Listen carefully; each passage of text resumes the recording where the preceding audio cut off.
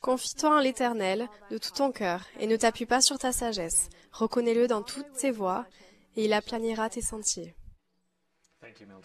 Merci Mildred. Est-ce que tout le monde a signé la feuille de présence? Je vois que vous l'avez fait. Que pensez-vous du passage que Mildred vient de lire? Comment le Seigneur a-t-il aplani vos sentiers quand vous vous êtes confié à lui et ne vous êtes pas appuyé sur votre propre sagesse? Oui, Lydia? Quand je ne suis pas sûre d'une décision et que je fais confiance au Seigneur, je trouve toujours la meilleure solution. Mildred? Je crois aussi que parfois le Seigneur a pour nous un objectif plus grand que ce que nous pouvons envisager.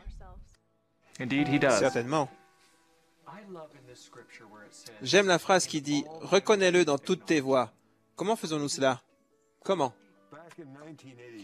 En 1980, quand j'ai été appelé comme commissaire à l'éducation, je me souviens que le sentiment d'incompétence qui accompagnait cet appel était écrasant. Le système d'éducation de l'Église était passé de 70 élèves en 1912 à plus de 192 000 et au moins 9 000 enseignants. Comment allais-je aider un si grand nombre? Au début de cet appel, quelqu'un m'a remis un petit registre de présence. C'était celui du premier cours de séminaire enseigné dans l'Église en 1912. Ce premier cours a eu lieu dans un petit bâtiment en face du lycée Granite à Salt Lake City.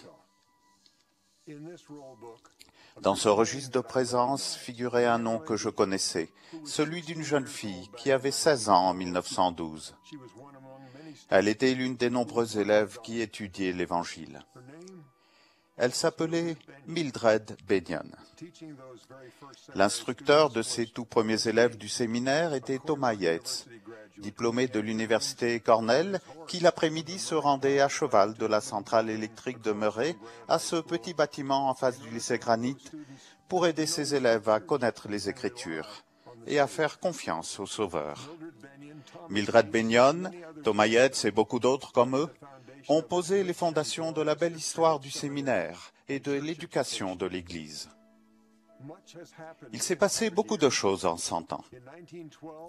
En 1912, il y avait peu de jeunes inscrits au séminaire.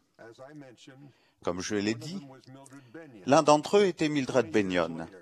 20 ans plus tard, cette belle jeune fille, Mildred Bennion, allait devenir ma mère. Elle était la fille d'un homme qu'on qualifierait aujourd'hui de non-pratiquant.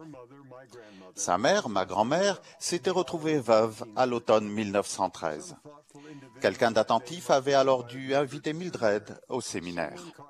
Quelqu'un avait perçu comment ce programme bénirait chaque jeune homme et chaque jeune fille de l'Église.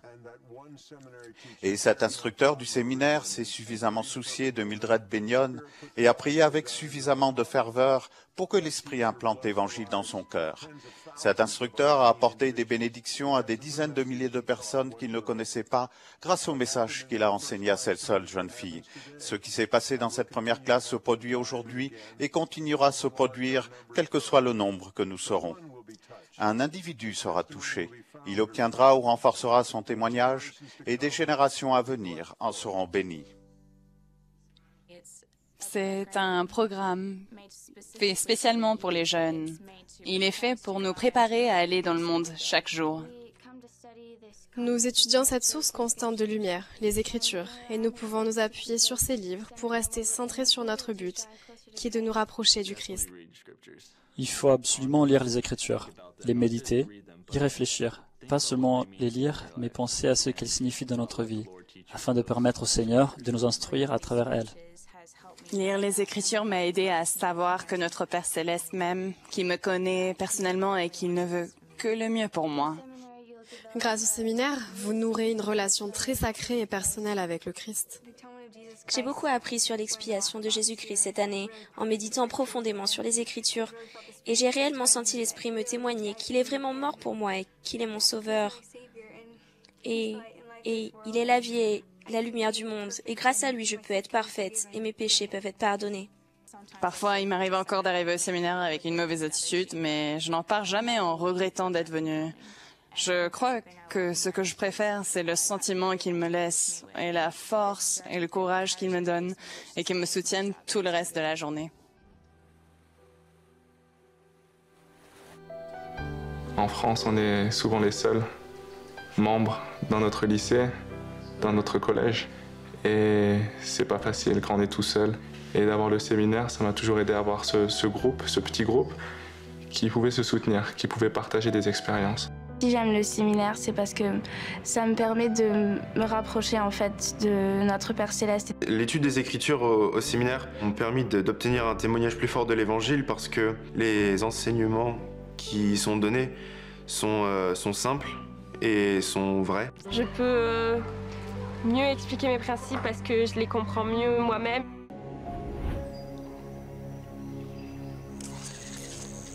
Soy Erickson Canayo Luna. Vengo al seminario en canoa. La clase empieza a las 6 de la mañana. Salgo de mi casa a las 4:30 para llegar al puerto a las 5 y de ahí para salir ya.